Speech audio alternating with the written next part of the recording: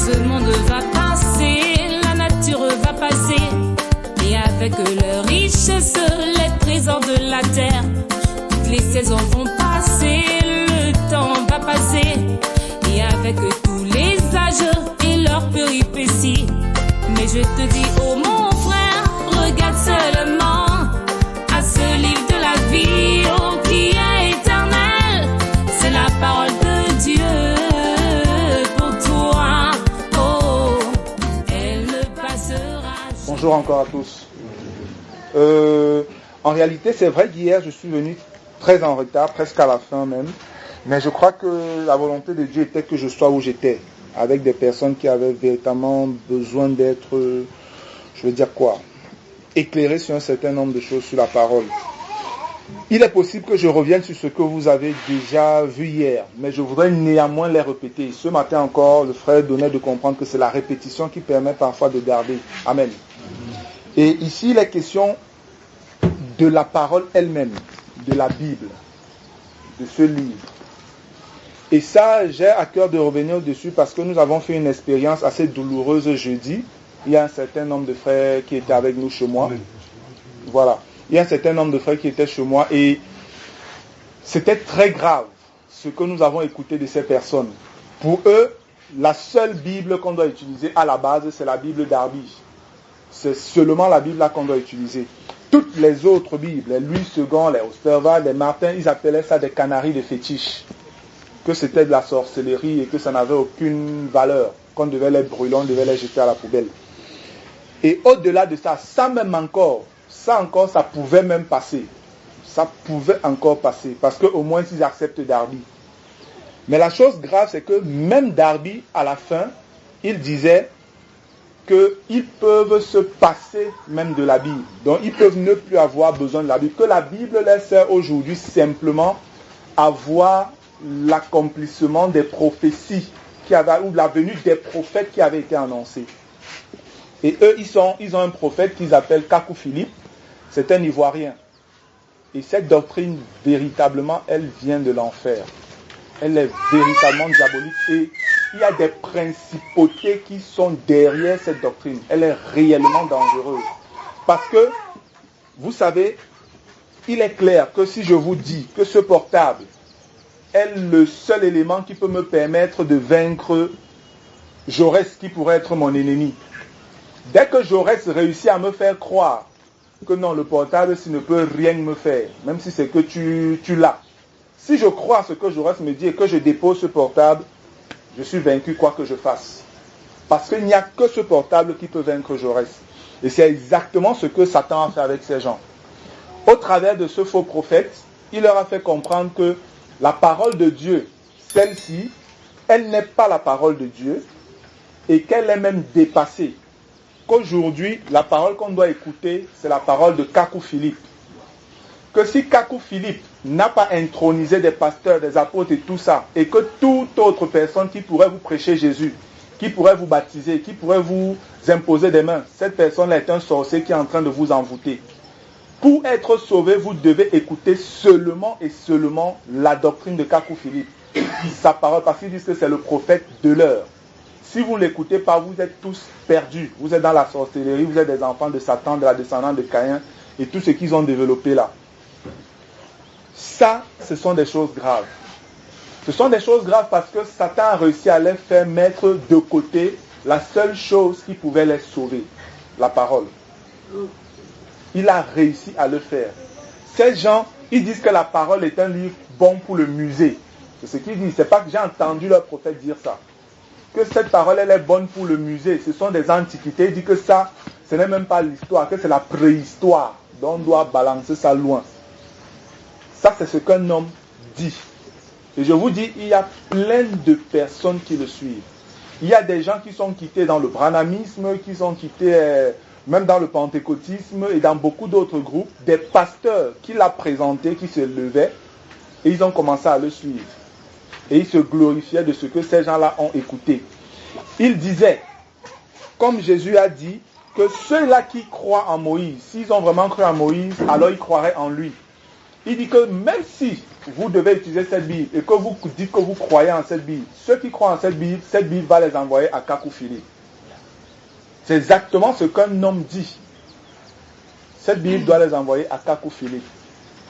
Je voudrais simplement vous faire comprendre, frère, qu'on doit éviter de tomber dans ce genre de dérapage. Parce que si on vous enlève la Bible, vous êtes perdu. Parce que vous n'aurez plus rien pour vérifier ce qu'on vous dit. Même moi qui suis en train de parler ici, si j'arrive à vous faire croire que la Bible ici, là, ça ne sert plus à grande chose, je pourrais vous dire tout ce que je veux. Comment vous ferez pour vous rassurer que ce que je dis vient réellement de Dieu? L'arme qui vous aide est mise à côté totalement. On va regarder juste quelques passages. Je voudrais déjà que vous ayez l'assurance. Parce qu'eux, ils ne croyaient déjà pas que ça c'est la parole de Dieu. Parce que pour eux, c'est dépassé. Dans la parole de Dieu, c'est la parole qui sort de la bouche de Kakou Philippe aujourd'hui. Celle-ci, elle est déjà dépassée, on n'en a plus besoin. Mais la Bible, jusqu'à présent, je crois, Genèse, Apocalypse, quelle est la parole de Dieu? Amen. Je crois qu'elle est la parole de Dieu. Je crois qu'elle a été inspirée par le Seigneur et qu'elle est encore en vigueur jusqu'à aujourd'hui. Cela n'empêche que Dieu aujourd'hui puisse encore parler audiblement. Que Dieu puisse encore parler même pas des révélations dans notre cœur, dans notre esprit. Mais je voudrais que vous sachiez que toute parole, toute révélation que vous pourrez recevoir venant de Dieu devrait être confirmée par ce livre-ci. Tant que ce n'est pas confirmé par ce livre, rejetez cela. Amen. Ça entre dans le même ordre d'idée de l'étude qu'on fait depuis hier. Apprendre à lire la Bible, apprendre à l'étudier et apprendre à la méditer. Vous devez savoir que quelle que soit la lecture, la méditation ou l'étude que vous faites des Écritures, s'il y a des révélations qui vous viennent à l'esprit, et que vous n'arrivez pas à examiner à la lumière des Écritures, rejetez cela. Rejetez cela.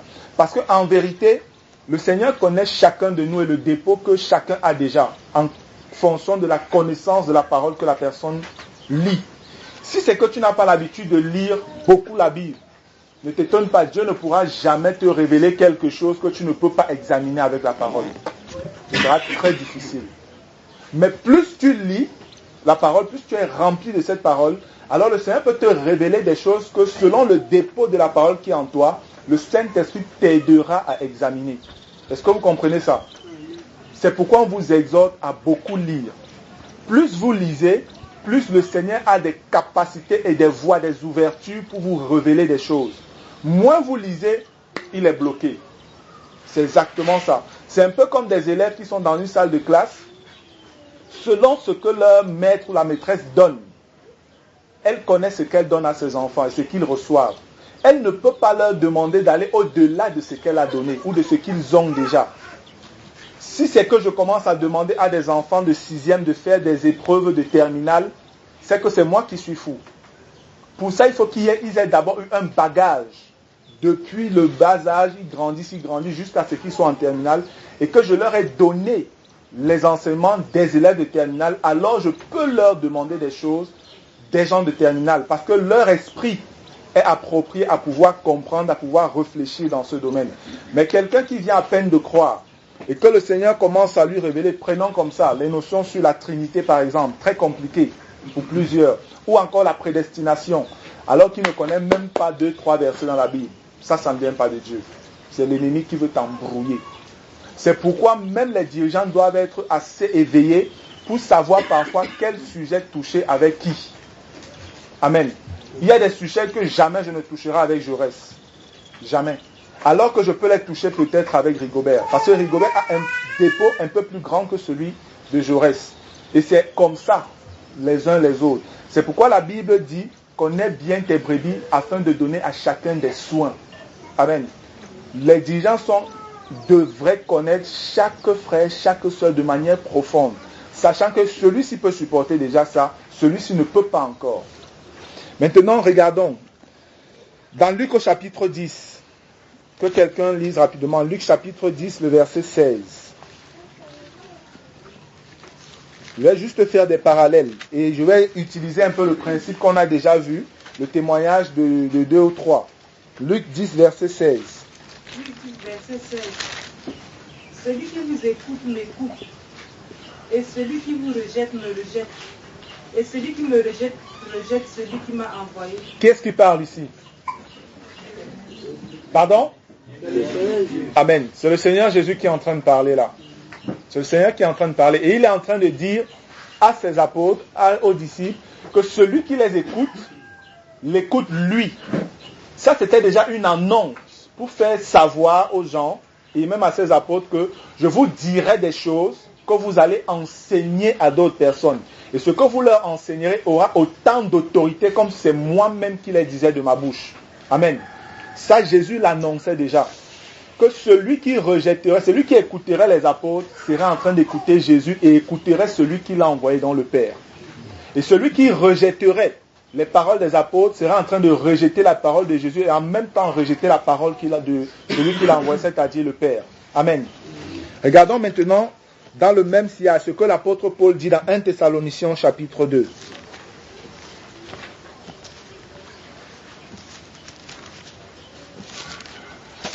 1 Thessaloniciens chapitre 2, qu'on lise les versets 11 à 13. 1 Thessaloniciens 2, 11 à 13. Vous savez aussi que nous avons été pour chacun de vous ce qu'un père est pour ses enfants, vous exhortant, vous consolant, vous conjurant de marcher d'une manière digne de Dieu, qui vous appelle à son royaume et à sa gloire. C'est pourquoi nous rendons continuellement grâce à Dieu de ce qu'en recevant la parole de Dieu, que nous vous avons fait entendre, vous l'avez reçue non comme les paroles des hommes, mais ainsi qu'elle l'est véritablement, comme la parole de Dieu qui agit en qui vous croyez. En vous qui croyez. Amen. Le verset 13 dit, c'est pourquoi nous rendons continuellement grâce à Dieu de ce qu'en recevant la parole de Dieu, que nous vous avons fait entendre. Vous l'avez reçue non comme la parole des hommes, mais ainsi qu'elle l'est véritablement, comme la parole de Dieu qui agit en vous qui croyez. Ici, l'apôtre Paul est en train de rendre témoignage à ce que Jésus avait dit dans Luc. Il est en train de leur faire comprendre que ce que nous vous avons enseigné, ce que nous vous avons dit, je rends grâce à Dieu parce que vous ne l'avez pas reçu comme si c'était nous des hommes qui étions en train de vous dire des choses.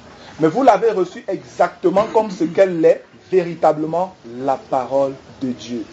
Amen. On voit dans l'accomplissement de ce que Jésus avait dit. Jésus a dit quelque chose, Paul redit la même chose, ça fait déjà 2 témoignages. On a déjà 2 passages des Écritures venant de 2 personnes différentes qui disent la même chose. Ça devrait déjà suffire. Regardons un dernier passage sur ce point. 2 Pierre, le chapitre 1, les versets 19 à 21. 2 Pierre, chapitre 1, verset 19 à 21.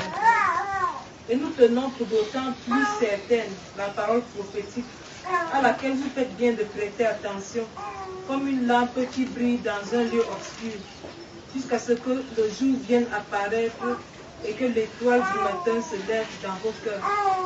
Sachant tout d'abord vous-même qu'aucune prophétie de l'Écriture ne peut être un objet d'interprétation particulière. Car ce n'est pas par une volonté d'homme qu'une prophétie a jamais été apportée, mais c'est poussé par le Saint-Esprit que des hommes ont parlé de la part de Dieu. Amen. Ici encore, c'est la même chose. On nous fait comprendre que ce qui est dit ici, ce sont des hommes qui l'ont dit, qui l'ont écrit, mais c'est poussé par l'Esprit qu'ils ont parlé de la part de Dieu. Et jusqu'aujourd'hui, la Bible dit que ceux qui parlent comme annonçant les oracles de Dieu. Ça veut dire que tous ceux qui enseignent et qui viennent enseigner autre chose que ce que Jésus-Christ ou ses apôtres et les prophètes ont enseigné, ceux-là ont des problèmes. Parce qu'ils viennent se mettre devant des gens et disent qu'ils parlent de la part de Dieu, mais disent des choses contraires à la pensée de Dieu. C'est ce qui est grave. Lorsque l'apôtre dit au verset 19, « Et nous tenons pour d'autant plus certaine la parole prophétique à laquelle vous faites bien de prêter attention, comme à une lampe qui brille dans un lieu obscur, jusqu'à ce que le jour vienne apparaître et que l'étoile du matin se lève dans vos cœurs. » La parole prophétique dont il parle, c'est ça. C'est ce livre. C'est la Bible. La Bible est un livre prophétique de Genèse à Apocalypse. Vous devez comprendre ça. Amen. De Genèse à Apocalypse, la Bible est un livre prophétique. Pourquoi ? Parce que lorsqu'on parle de prophétie, c'est simplement annoncer des choses de la part de Dieu. Et tout ce qui est ici, de Genèse à Apocalypse, c'est la parole de Dieu qui a été annoncée par des hommes. C'est pourquoi il dit, vous faites bien de prêter attention à ce livre-là. Et il dit, comme une lampe qui brille dans les ténèbres. Et réellement, nous sommes dans un âge davantage de ténèbres. Si donc, ce qui est censé être la lampe pour vous éclairer, maintenant, on éteint cela en vous disant, ça ne sert plus à rien. Comment vous faites pour marcher dans les ténèbres? Comment vous faites? Ça devient pénible, ça devient dangereux et même, voire impossible. Parce que si vous êtes dans les ténèbres, je prends un exemple. Les ténèbres, le genre qu'il y avait en Égypte, quand Dieu a fait tomber les ténèbres chez les Égyptiens, et à Golan où les enfants de Dieu étaient, il y avait de la lumière. La Bible dit que cette ténèbre était tellement épaisse que les gens ont fait 3 jours restant sur place, personne ne bougeait dans le pays d'Égypte parce qu'on ne se voyait pas.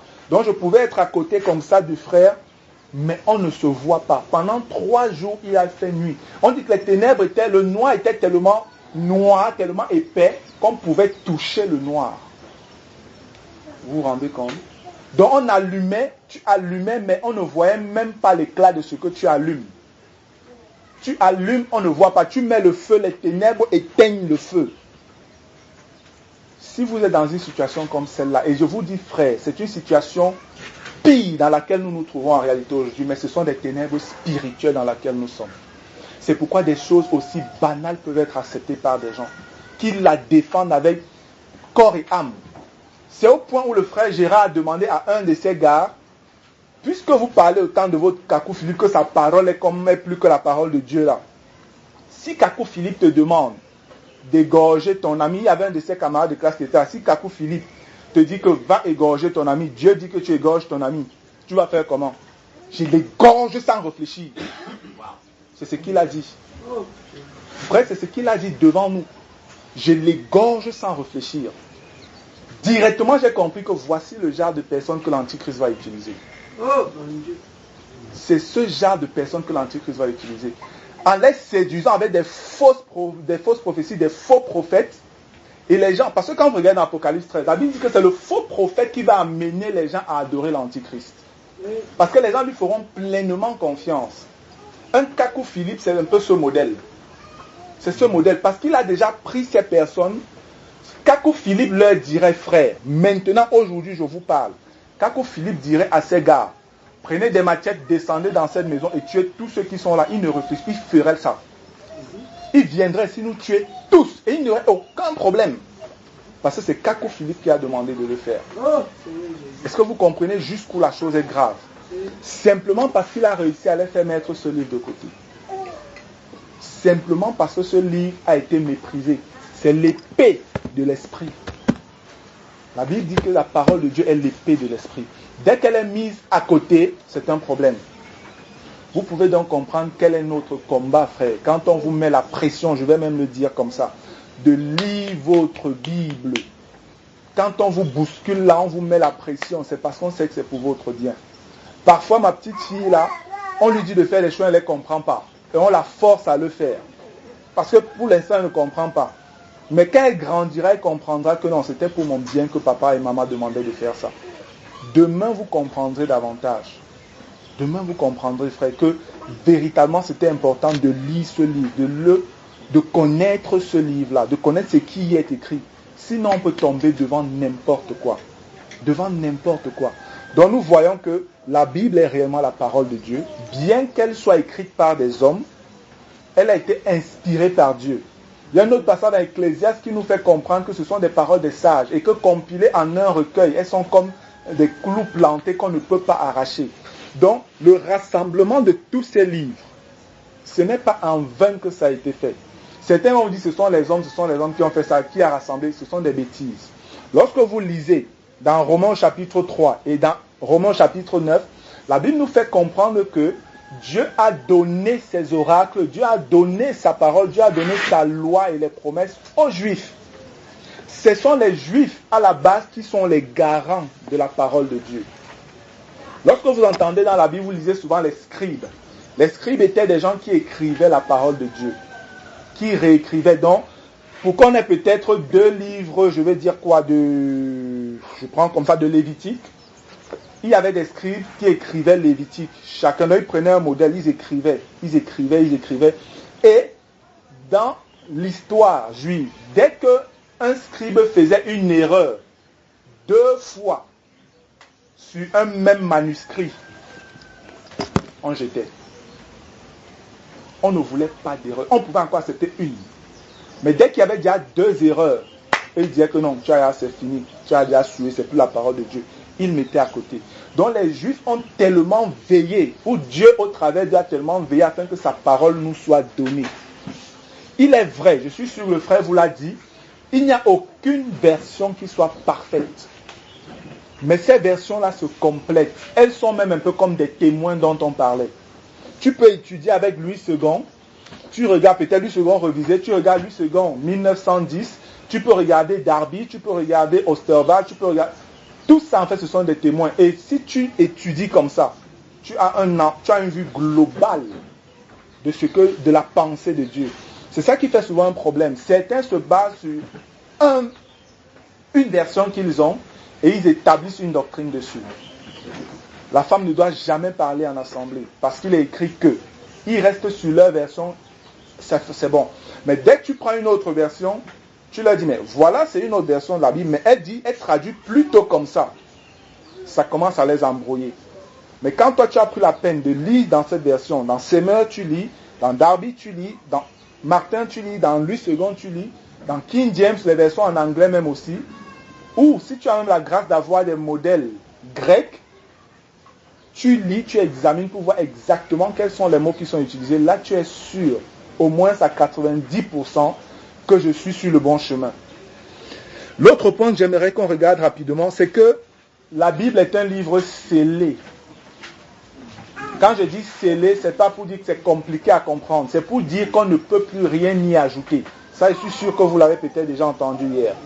La Bible est un livre scellé, mais ces gars nous disaient, je dis que ce livre-ci, ils peuvent le consulter pour voir les prophètes que Dieu annonce, qui vont encore venir, mais que présentement, pour être sauvé, c'est les paroles de Kakou Philippe qu'on devrait écouter, et que ces paroles de Kakou Philippe ont plus de valeur que ça. Parce que ce livre-ci, c'était l'affaire de l'époque de Paul, j'ai passé. Nous sommes à notre temps, et il faut écouter le prophète de notre temps. Donc les paroles et les écrits de Kakou Philippe ont plus de valeur aujourd'hui, donc on peut les ajouter à ce livre simplement parce qu'on a parlé, j'ai déjà dit qu'il y a des révélations qu'il allait dire, il y a des choses qu'il allait dire. Mais je voudrais qu'on comprenne que la Bible est un livre scellé, de Genèse à Apocalypse, il n'y a plus aucun livre qu'on peut y ajouter. Les catholiques au départ ont commencé à s'amuser à ajouter des livres, ce qu'on appelle les livres apocryphes ou les livres deutérocanoniques. Donc ça veut dire les livres qui ne sont pas selon le canon des Juifs. Ce sont les Juifs qui ont le bon canon. Parce que c'est à eux que Dieu a confié cela. Si tu veux connaître exactement quels sont les livres de la Bible, renseigne-toi chez les Juifs. Renseigne-toi chez les Juifs. Les Juifs te donneront l'exactitude des livres de l'Ancien Testament. Mais les Juifs nés de nouveau en Christ te donneront l'exactitude du Nouveau Testament, de l'Ancien Testament et du Nouveau Testament. Amen. Ils te donneront tous les 66 livres, te disant que voici ce qui est exact. Donc ce n'est pas un hasard, ce ne sont pas les Grecs, ce ne sont pas les Romains qui ont établi ce livre. Non. Dieu a veillé afin que ce soit son peuple, parce qu'il est écrit que c'est à eux qu'il a donné ça. C'est à ce peuple que Dieu a donné d'établir, de veiller sur ce livre. Et ils l'ont fait fidèlement. Ils l'ont fait fidèlement. C'est pourquoi on a ce qu'on a aujourd'hui. Dans les livres que les catholiques ont ajoutés, les livres de Baruch, les Maccabées, les Syracides, Tobit, tous ces livres, ce sont des livres en fait qui les aident à pratiquer la sorcellerie qu'ils sont en train de pratiquer aujourd'hui, le catholicisme. Les cultes à la Vierge, les cultes aux morts, la Toussaint, tout ça, c'est dans les Tobit, dans les Maccabées qu'ils retrouvent ça.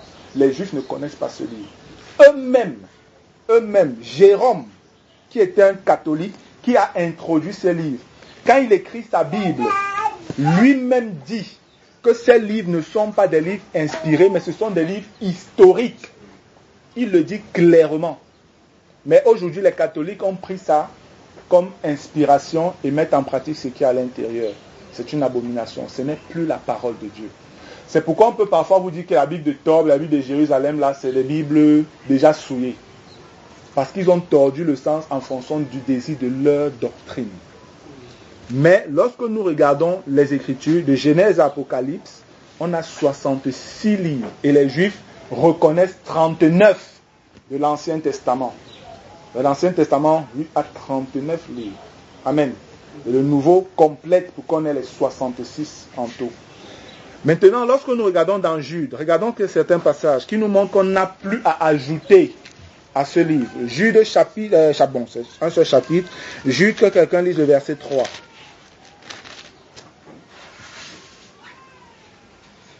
Bien-aimés, comme je désirais vivement vous écrire au sujet de notre salut commun, je me suis senti obligé de le faire afin de vous exhorter à combattre pour la foi qui a été transmise au sein une fois pour toutes. Et Jenny, tu peux lire dans ta version, s'il te plaît, Jude, le verset 3. Oui, c'est bon. Darby. Gérard, tu liras aussi. Gérard, c'est l'un de vous à la tâche qui lit. Verset 3. Bien-aimé, quand j'usais de toute diligence pour vous écrire de notre salut commun, de notre commun salut, je me suis trouvé dans la nécessité de vous écrire afin de vous exhorter à combattre pour la foi qui a été une fois enseignée au sein. Amen. David Martin dit ceci, mais bien-aimé, comme je m'étudie entièrement à vous écrire du salut qui nous est commun, il m'a été nécessaire de vous écrire pour vous exhorter à soutenir le combat pour la foi qui a été une fois donnée au sein. Amen. Relis encore la version d'Arby, s'il te plaît. Bien-aimé, quand j'usais de toute diligence pour vous écrire de notre commun salut, je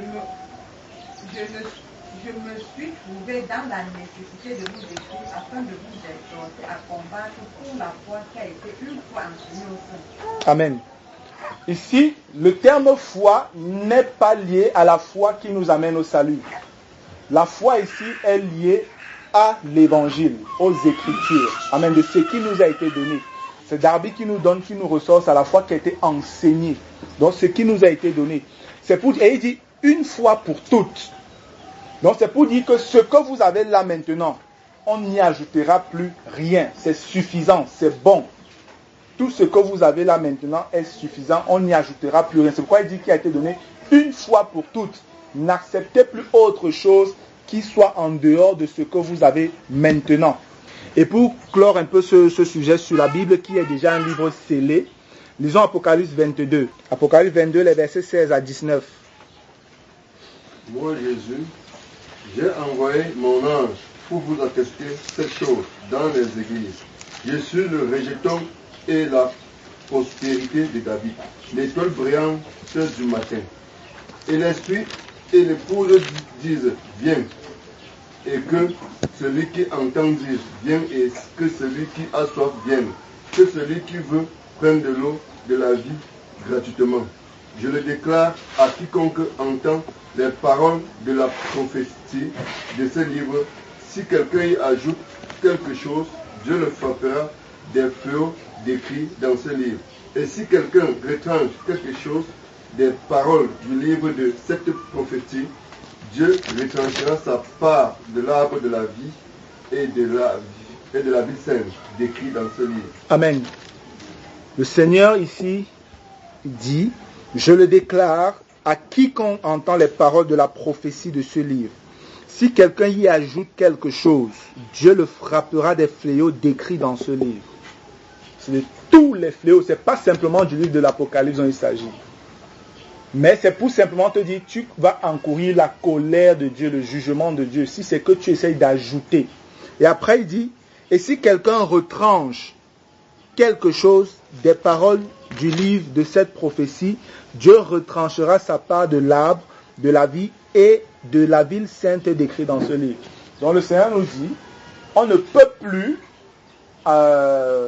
enlever, on ne peut pas enlever et on ne peut plus ajouter. Amen. Si vous enlevez un seul verset, ce n'est plus la Bible. Il y a des chercheurs anglais, vous savez, l'Angleterre est le pays qui a le plus grand des enquêteurs dans le monde. et l'un des pays qui a les scientifiques les plus pointus. Il y a des scientifiques anglais qui ont pris la Bible et ont essayé de l'éprouver pour voir si réellement c'était la parole de Dieu. Et ils ont pris les tests originaux. Et en faisant ces études, ils ont souvent enlevé parfois un article, parfois un mot. Et dans leur recherche, ils se sont rendus compte que dès que tu enlevais une chose dans les tests originaux, ce n'était plus la même chose. La Bible commençait à se contredire. La Bible commençait à se contredire. C'est un mystère. Ce livre n'est pas n'importe quel livre. C'est le livre de Dieu. C'est le livre de Dieu. Y ajouter quelque chose ou y retrancher, donc enlever quelque chose, c'est te mettre dans des problèmes avec le Tout-Puissant. Il y a le frère Dieudonné qui disait hier qu'il a appris que le pape a changé la prière que Jésus a appris à ses disciples. Cette partie où il dit « Ne nous soumets pas à la tentation, mais délivre-nous du mal ». Il dit qu'il faut qu'on enlève ça, que Dieu ne peut pas nous soumettre à la tentation. Mais il a demandé qu'on enlève ça des livres. Simplement parce qu'il ne comprend même pas ce que ça veut dire. Quelqu'un avait posé la question sur ce passage-là tout récemment, et on a eu à, c'était Eugénie, je crois, et on a eu à répondre à cette question. Simplement, il ne comprend pas. Parce qu'il ne comprend pas, le mec qui demande qu'on enlève. Dès que vous enlevez, ce n'est plus ça. Ce n'est plus la parole de Dieu. Maintenant, je voudrais qu'on regarde aussi concernant la révélation. L'autre point que je veux qu'on examine, c'est parce que ces gens s'appuient aussi sur le fait que Jésus a dit qu'il y a des choses qu'il va nous dire quand ses apôtres, le Saint-Esprit, donc il y a des choses qu'il va encore nous annoncer. C'est pourquoi ils disent donc que tout n'a pas été dit dans la Bible. Le Seigneur donc continue à révéler, à enseigner, à dire des choses. Et c'est pourquoi ils peuvent croire qu'il y a des prophètes encore que Dieu envoie qui sont du même calibre que des gens comme Ésaïe, comme Jérémie, Jean-Baptiste ou même les apôtres là, qui peuvent ajouter. Non, la Bible ne nous permet pas d'aller dans ce sens-là. C'est parce qu'ils ne comprennent pas. Ce que le Seigneur avait dit a déjà été accompli en ceci. Amen. Et c'est ce qu'on va voir rapidement. Dans la révélation et la Bible. Regardons dans Matthieu 16, les versets 13 à 20. Matthieu 16, verset 13 à 20. Or, lorsque Jésus fut venu au quartier de Césarée de Philippe, il interrogea ses disciples, disant: que disent les hommes que je suis, moi, le Fils de l'homme? Et il dit: les uns disent Jean le baptiseur, les autres Élie, et d'autres Jérémie ou l'un des prophètes. Il leur dit: et vous, qui dites-vous que je suis? Et Simon-Pierre, répondant, dit: tu es le Christ, le Fils du Dieu vivant. Et Jésus répondant, lui dit: tu es bienheureux, Simon Bar-Jonas, car la chair et le sang ne t'ont pas révélé cela, mais mon Père qui est dans les cieux. Et moi aussi, je te dis que tu es Pierre, et sur ce roc, je bâtirai mon assemblée, et les portes du Hadès ne prévaudront pas contre elle. Et je te donnerai les clés du royaume des cieux, et tout ce que tu lieras sur la terre sera lié dans les cieux, et tout ce que tu délieras sur la terre sera délié dans les cieux. Alors il enjoignit aux disciples de ne dire à personne qu'il fut le Christ. Amen. Ici, clairement, le Seigneur donne aux apôtres de comprendre que c'est sur la révélation qu'il bâtira son Église. Mais cette révélation, il nous dit exactement ce qu'elle est. Ce n'est pas des choses qui viendront de partout, n'importe comment. Il dit à ses apôtres: qui est-ce qu'on dit que je suis? Jérémie, Jean-Baptiste, un des prophètes et tout ça. Ok, ça c'est ce que les gens disent. Vous qui êtes avec moi depuis longtemps, qui dites-vous que je suis? C'est Pierre qui dit: tu es le Christ, le Fils du Dieu vivant. Jésus, reprenant la parole, lui dit: tu es heureux, Simon Bar-Jonas. Bar-Jonas, ça veut dire fils de Jonas, car ce ne sont pas la chair et le sang qui t'ont révélé cela, mais mon Père qui est dans les cieux. Et qu'est-ce que Jésus était? Qu'est-ce que Dieu a révélé à Pierre? C'était simplement que Jésus était le Christ, le Fils du Dieu vivant. Amen. C'est sur cette révélation-là qu'est bâtie l'Église de Jésus. C'est ce fondement que même l'apôtre Paul a posé en disant: personne ne peut mettre un autre fondement que celui qui a été posé, à savoir Jésus-Christ. Donc, sur cette base, déjà, ce que ces gens disent est totalement faux. Vous avez sûrement vu qu'on étudie la parole de Dieu selon le contexte. Et dans ce contexte, il y a une révélation qui est donnée Et Jésus nous donne la compréhension directe de la révélation. Et cette révélation, c'est sur la connaissance de ce que je suis ou de qui je suis que vous pourrez être sauvés. Et l'apôtre Jean le confirme lorsqu'il nous dit à la fin de son évangile qu'il a écrit son évangile afin que nous croyions que Jésus est le Fils de Dieu et qu'en croyant en lui, nous ayons la vie éternelle. Amen. C'est pleinement accompli. Mais Jean ne parle pas pour lui seul. De Genèse à Apocalypse, tout ce qui est écrit, frère, nous parle de Jésus. Il n'y a aucun livre dans la Bible qui ne parle pas de Jésus. Tous les livres de la Bible parlent de Jésus-Christ de Nazareth. Et si vous voulez être sauvé, alors c'est ce Jésus-là que vous devez connaître, le Jésus que vous présente la parole de Dieu. Pas un autre. Mais le Seigneur a dit encore une chose sur laquelle on s'appuie encore pour tordre le sens des Écritures. Regardons rapidement ça. Dans l'évangile de Jean, Jean chapitre 16, nous voyons déjà qu'avec ce que Jésus dit dans Matthieu, ça ne tient pas la route parce que Jésus donne clairement l'explication de la révélation dont il parlait. Dans Jean au chapitre 16, j'aimerais qu'on lise les versets 12 à 15. Jean 16, 12 à 15. Jean 16, 12 à 15.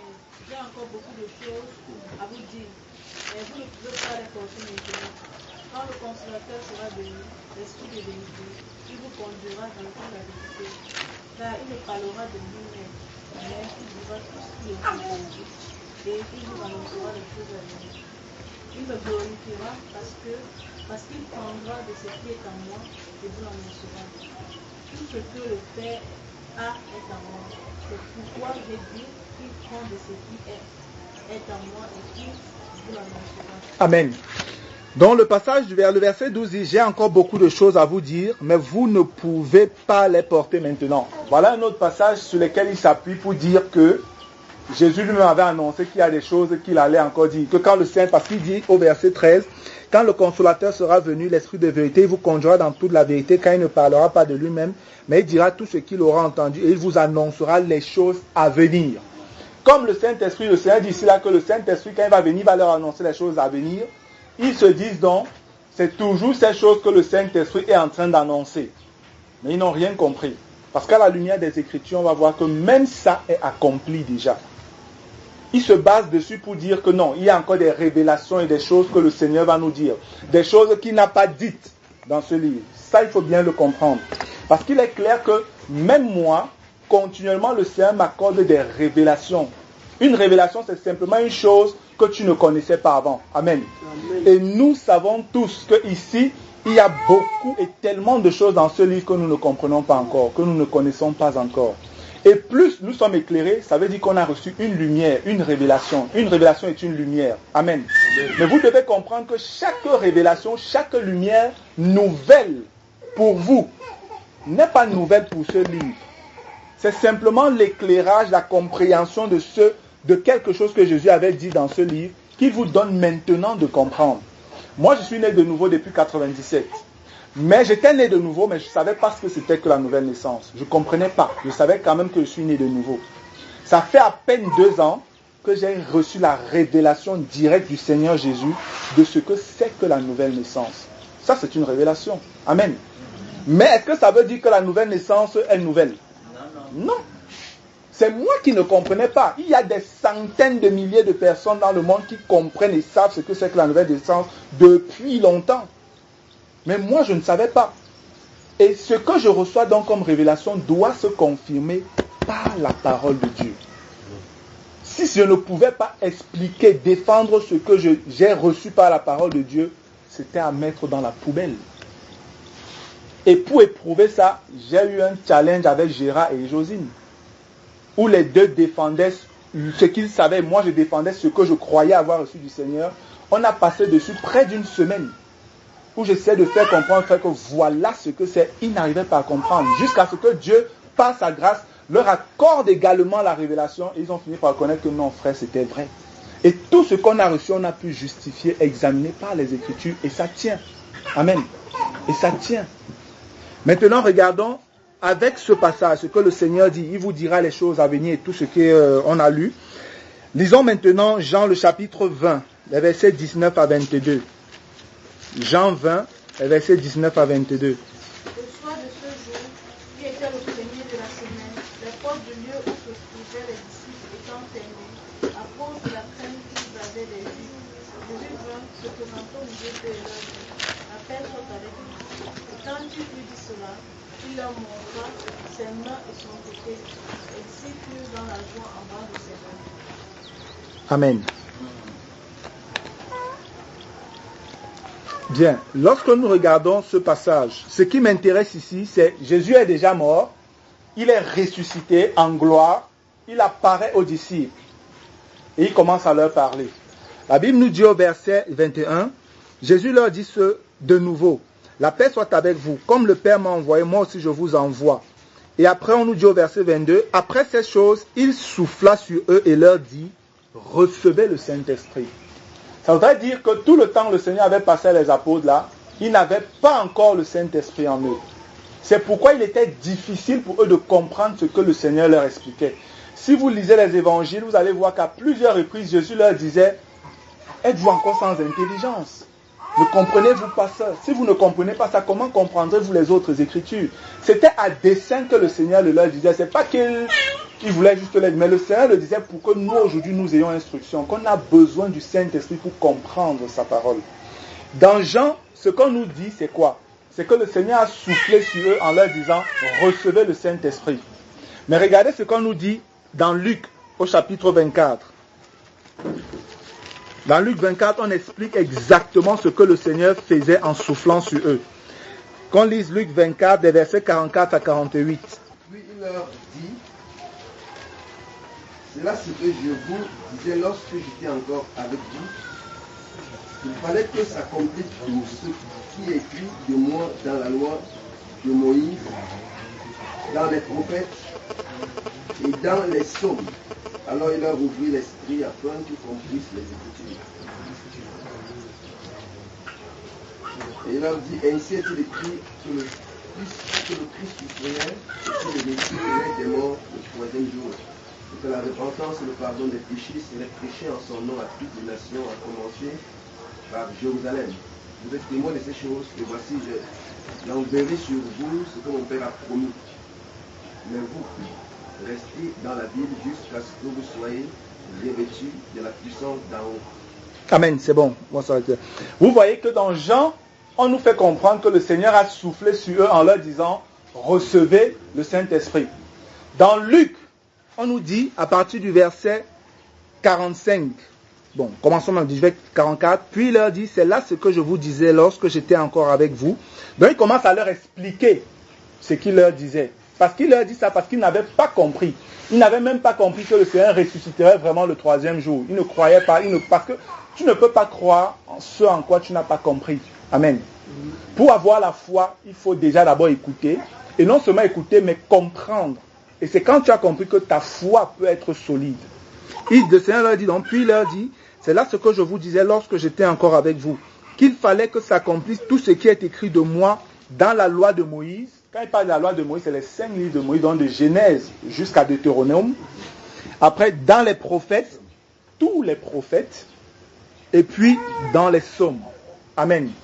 Et après, au verset 45, il dit, alors il leur ouvrit l'esprit afin qu'ils comprennent les Écritures. Donc en réalité, quand vous mettez maintenant ces passages de Jean et Luc en parallèle, quand Jésus a soufflé sur eux, le Saint-Esprit, c'était pour leur ouvrir l'esprit, leur intelligence spirituelle, pour qu'ils puissent maintenant donc comprendre ce qu'il allait leur expliquer.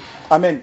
Là, la Bible nous dit, et il leur dit, ainsi il est écrit que, il est écrit, là il commence à leur expliquer clairement les Écritures, que le Christ souffrirait et qu'il ressusciterait des morts le troisième jour, parce qu'ils n'avaient pas compris ça. Maintenant il leur explique et il sait qu'ils peuvent comprendre. Et que la repentance et le pardon des péchés seraient prêchés en son nom à toutes les nations, à commencer par Jérusalem. Vous êtes témoins de ces choses. Même jusque-là, ils comprenaient à moitié, parce que le Seigneur leur disait que cet évangile devait être prêché à toutes les nations. Mais eux, juifs, n'avaient même pas compris ça. Ils ont commencé à annoncer seulement à leurs frères. Mais il y a quand même quelques-uns qui avaient réussi à comprendre que non, ce n'est pas simplement aux juifs, c'est à toutes les nations. Et Paul est celui qui avait eu la pleine révélation, l'excellence des révélations, pour annoncer cet évangile, non seulement aux juifs, mais davantage aux nations. Amen. Mais nous voyons donc ici que ce que Jésus avait promis, que je vous enverrai le Saint-Esprit, il fera tout ce qu'il a à faire, tout ce que le Seigneur dit. En réalité, ici, dès que le Seigneur ressuscite, il souffle sur eux, il commence à leur expliquer les Écritures, ils commencent à comprendre. Dans Acte 2, il y a quelque chose qui se produit. Quand la puissance d'en haut descend, comme il promet même dans Luc 24, ils reçoivent la plénitude du Saint-Esprit et avec ça, la révélation des Écritures. Pourquoi? Parce que lorsque nous regardons dans Actes, la manière dont l'apôtre Pierre parle, Pierre ne pouvait pas parler comme ça avant. En citant les prophéties de Joël, les choses de l'Ancien Testament, il les citait naturellement, ça sortait de lui. Alors que dans Actes chapitre 2, dans Actes chapitre 4, le verset 13, on dit, Pierre, voici ce que Pierre dit à partir du verset 12. Acte 4, verset 12. Acte chapitre 4, verset 12. Il n'y a de salut en aucun autre, car il n'y a sous le ciel aucun autre nom qui a été donné parmi les hommes, par lequel nous devions être sauvés. Excusez-moi de courir comme ça, parce que je ne veux pas me mettre trop long. Verset 13. Lorsqu'ils virent l'assurance, donc ça, c'était le Sanhédrin, les sacrificateurs, tous les érudits là, les grands savants de l'époque, les hommes religieux de l'époque, on dit, lorsqu'ils virent l'assurance de Pierre et de Jean, ils furent étonnés, sachant que c'était des hommes du peuple, sans instruction, et ils les reconnurent pour avoir été avec Jésus. Amen. Amen. Vous voyez que la promesse que le Seigneur avait faite, elle s'est accomplie. Ce qu'ils ne connaissaient pas, le Saint-Esprit le leur révélait maintenant, de manière qu'ils pouvaient parler avec assurance, et même les docteurs de la loi étaient étonnés. Que mais ces gens-ci n'ont pas appris, c'est pourquoi ils étaient sans instruction, parce qu'ils n'avaient jamais été dans leurs écoles rabbiniques. Ils n'ont jamais appris dans leurs écoles de pasteurs ou je ne sais pas quoi. Mais les gars citaient avec exactitude les prophètes, ils donnaient explication de ce que les prophètes avaient dit et ils arrivaient à le coller à la personne de Jésus-Christ, ce qu'ils ne pouvaient pas faire avant. On voit donc ici que ce que le Seigneur avait annoncé dans Jean 16 était en train de s'accomplir déjà. Amen. Ce n'est pas une chose qui va continuer, non. Les apôtres, ça s'était déjà accompli dans leur vie. Et lorsque nous regardons, le frère me donnait un autre passage dans Jean 6, que ces gens ont aussi utilisé. Dans Jean 6, à partir du verset 28 à 30, 28 à 29, il est écrit, ils lui dirent, que devons-nous faire pour accomplir les œuvres de Dieu? Jésus leur répondit, l'œuvre de Dieu, c'est que vous croyez en celui qui l'a envoyé. Amen. Quel miracle fais-tu donc, lui dit-il, afin que nous le voyions et que nous croyions en toi? Que fais-tu? Ceux-ci disent donc que Kakou Philippe, c'est celui que Dieu a envoyé et nous devons croire en lui. On étudie la Bible, frère, selon le contexte. Ici, de qui est-ce que Jésus parle? Qui est-ce qu'on envoie? Qui est-ce qui a été envoyé? Faisons cet exercice ensemble. Lisons simplement selon le contexte. Il lui dit, que devons-nous faire pour accomplir les œuvres de Dieu? Jésus leur répondit, l'œuvre de Dieu, c'est que vous croyez en celui qui l'a envoyé. Quel miracle fais-tu donc, lui dit-il, afin que nous le voyions et que nous croyions en toi? Que fais-tu? De qui est-ce que Jésus parlait ici? De lui-même. De lui-même. Est-ce que c'est difficile, frère? Ce n'est pas difficile à comprendre. Si vous connaissez lire la Bible, si vous avez les repères que le frère vous a donnés, sachant qu'on étudie la Bible selon son contexte, ce n'est pas facile qu'on vous égare. Parce que ce que ces faux prophètes là font, ces faux docteurs, ces faux enseignants, ils viennent prendre un verset ou deux, ils le sortent de leur contexte et ils le collent à ce qu'ils veulent que vous croyiez. Ils ignorent tout ce qui est dit avant et tout ce qui est dit après. Mais si vous êtes quelqu'un de calme, c'est la chair qui s'agite beaucoup. Quelqu'un qui est dans l'esprit est toujours dans le repos. Amen. Quelqu'un qui est dans la chair, il est comme le dessus des eaux. Les vagues dans tous les sens, ça boum, boum, boum, boum. Mais quelqu'un qui est dans l'esprit, il est comme le fond de la mer. Il est dans la profondeur et son domaine. C'est calme dans le fond. Au-dessus, vous voyez les vagues viennent, boum, ça fait beaucoup de bruit, mais c'est là-bas à l'intérieur que tout se joue. C'est là-bas qu'il y a la vie véritable. Amen. C'est ainsi. Donc si ces gens viennent et vous piquent des versets comme ça, ne vous effrayez pas. Dès qu'ils prennent un verset, même si ça semble vous troubler, calmez-vous et dites-lui. Il est venu piquer le verset 28 et 29 de Jean 6. Il n'y a pas de pression, ce sont les choses éternelles et ne permettez pas, frère, qu'on vous trompe pour les choses éternelles. Vous lui dites, allons commencer au verset 1. Commencez à lire le verset 1 doucement, jusqu'à ce que vous arrivez où vous êtes. Si en lisant vous n'avez pas de lumière, continuez jusqu'à la fin du chapitre 6. Si vous n'avez pas de lumière, allez au chapitre 7. Si vous n'avez pas de lumière, remontez au chapitre 5. Ne vous pressez pas, il ne veut pas y part. Si c'est quelqu'un qui est dans la vérité et qui veut sauver une âme, il va rester, il va supporter. S'il commence à vouloir vous presser, c'est qu'il veut vous embrouiller. Il veut vous amener sur le terrain de la chair. Vous lui dites, moi je marche par l'esprit. Amen. Et si tu n'es pas prêt à être patient, parce que l'esprit de Dieu est patient, il supporte tout. Tu dois attendre. Il ne veut pas, ne vous troublez pas, laissez-le partir. C'est que c'est vous qui êtes dans le vrai. Maintenant, quand on regarde ça, on se rend bien compte que ce n'est pas n'importe qui que Dieu envoie. Il parlait d'une personne, la personne était là. Et c'était Jésus lui-même. Donc je n'ai pas besoin d'un nouveau Kakou Philippe ou je ne sais pas de quoi on est en train de me raconter là dehors. C'était de Jésus que ce passage était en train de parler. Amen. Donc quand on regarde donc, nous nous rendons compte que dans Actes, on voit que les apôtres, cette prophétie que Jésus avait faite, a été accomplie dans la vie des apôtres. Ils ont commencé à comprendre. Les sacrificateurs, les docteurs de la loi étaient même étonnés que mais ces gens qui n'ont même pas appris, comment est-ce qu'ils connaissent ces choses? Mais ce qui est merveilleux, on dit qu'ils les ont quand même reconnus pour avoir été avec Jésus. Amen. Si vous êtes avec lui, vous connaîtrez les choses qui lui appartiennent. Vous connaîtrez les choses qui le concernent. Eux, ils ne pouvaient pas comprendre parce qu'ils n'étaient pas avec lui. Amen. Mais nous, notre partage, frère, c'est de connaître ces choses parce que nous sommes avec lui. Aujourd'hui, ce que le Seigneur nous donne de comprendre, ce sont les choses qu'il avait déjà données à ses apôtres de comprendre qui sont consignées ici.